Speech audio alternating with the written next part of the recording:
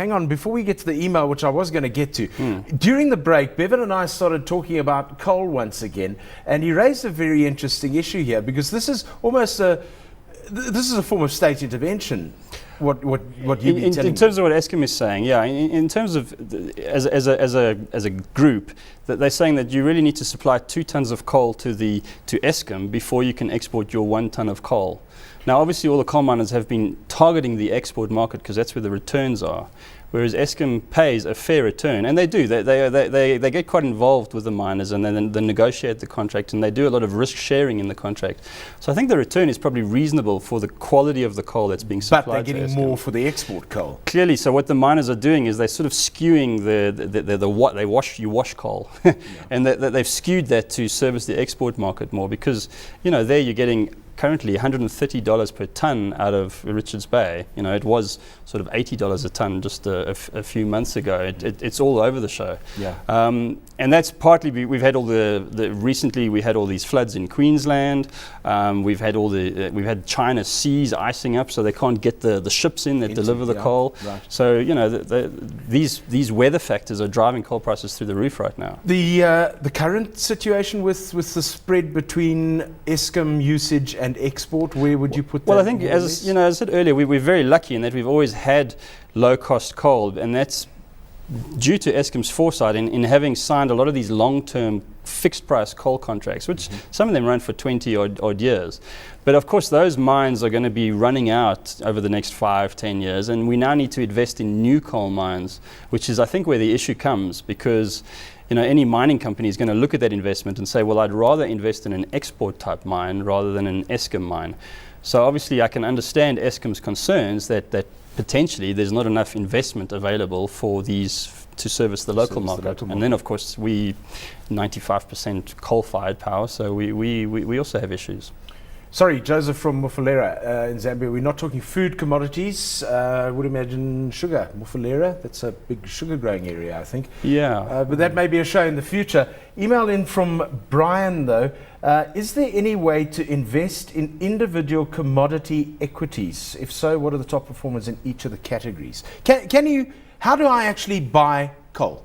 I mean, gold I can buy Kruger Rand. Yeah, you'll shortly be able to be buying coal. It's another note RMB wants to list. So, I mean, when he means an individual commodity equity, he's specifically talking about something like the RMB oil note. Yeah. So if you buy that note, it's effectively an equity, a share, and that gives you exposure to the oil market, to the US market price, which is the West Texas Intermediate, the WTI.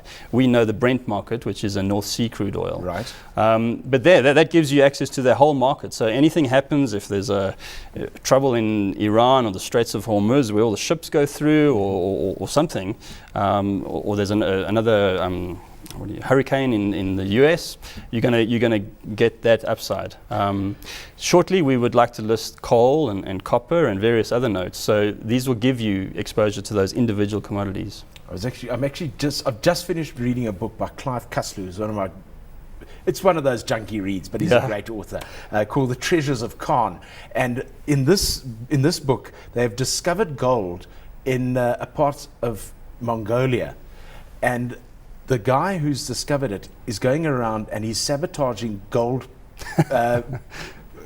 all sorts of places where they berth the ships and coal. Yeah. And he's driving the price of oil right up, and it just got me thinking. I think I should the logistics buy chain that oil RMB note in case. Well, yeah. I mean, anything happens in the logistics chain, from shipping the commodity from the source to the ultimate end user. Yeah. That's going to affect the price. You say that RMB is looking at listing a coal. Yeah, I think we really want to look at the industrial commodities. I mean, we've got so much gold and platinum coming out of our ears. You can buy exchange-traded funds, you can buy exchange-traded notes on the JSE, but we really like the industrial commodities because those are the drivers of inflation. If oil prices go up, food prices go up, coal prices go up, our power prices will go up accordingly.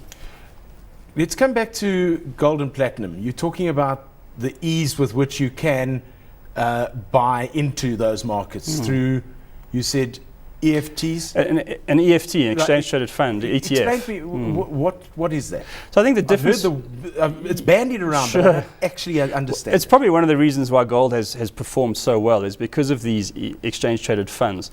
So the fund originator will promise that if you buy one share from them, they will go out and buy 1 ounce of gold. They then have to store that physical gold in a location for you. So effectively, you're getting the physical gold, although you'll never ever take delivery of it. Right. So an exchange traded fund, they actually have to go out and store the physical for you.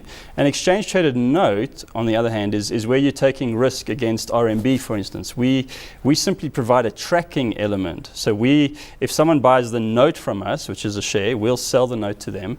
But then in order to hedge my risk, I've got to go out into the actual underlying market and I have to buy the underlying note as well. So we're just tracking the performance of that, as I said, the New York exchange, the US oil contract, and we're giving that performance to the investor. So would I be right then in saying that the exchange traded note would be a riskier option than the exchange traded fund? Not really. I mean, it's if you're thinking because of the physical. You can't just say no. You can't just say you're a moron. You don't know what you're talking about. I think the difference is if you're buying the exchange traded note, you're taking risk principally on the issuer of the note. So that would be First Rand, and that's a pretty good issuer. It's got a good credit rating, etc. If you're buying the physical, and for instance, there's an issue with the physical, they have a robbery or something. It's probably not going to happen. But you're exposing yourself to that physical risk. So there's just it's just slightly different profiles, but the performance of either of them is going to be exactly the same. Steel. What's the story there? I read somewhere, I think about 2 weeks ago, something about steel prices set to go through the roof. Steel's not one of those commodities that's really been commoditized yet, because in order to commoditize a commodity, you really have to have standard specifications, standard delivery locations. And the problem with steel is you can get hot rolled steel, you can get pressed steel coils, etc., and different grades, and all these different various locations, China, Western Australia, etc. But yes, iron ore prices, which is obviously the underlying feedstock for steel, are certainly been going up. And there the forward curve is looking in contango, so people are expecting that market to go higher still. Is that word again? Contango, right? So that means it's going up. As opposed to backwardation. Backwardation. Yeah. Okay, right. Yeah, so and then the spread between converting iron ore into steel is called the red hot spread. This is obviously just sticking it in a furnace, right? Yeah. But the other input into steel costs are freight costs. Now, freight costs are around the world are at record lows. They've just simply produced too many ships, Cape-sized ships that go around the Cape of Good Hope, Panamax that go through the Panama Canal, etc. There's just too many of these ships out there. So freight prices are at record lows, but iron ore prices are going up. So steel prices in general should go up. And obviously that's linked very much to China's build out of their economy. America's going to probably start reinvesting in some of their infrastructure around the world. So I think the underlying story for steel is bullish.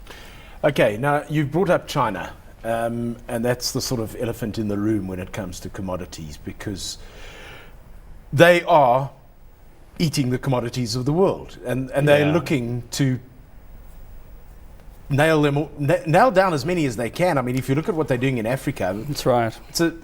Commodities are becoming the second colonization through China. Absolutely, they're literally going through every country, and they've got a multi-pronged approach. That's at the grassroots level. They're actually going into the country, putting in their people, and in exchange for building a road, etc., building a hospital, they'll take the offtake. They'll take the actual underlying commodity, whether it's coal or copper, etc.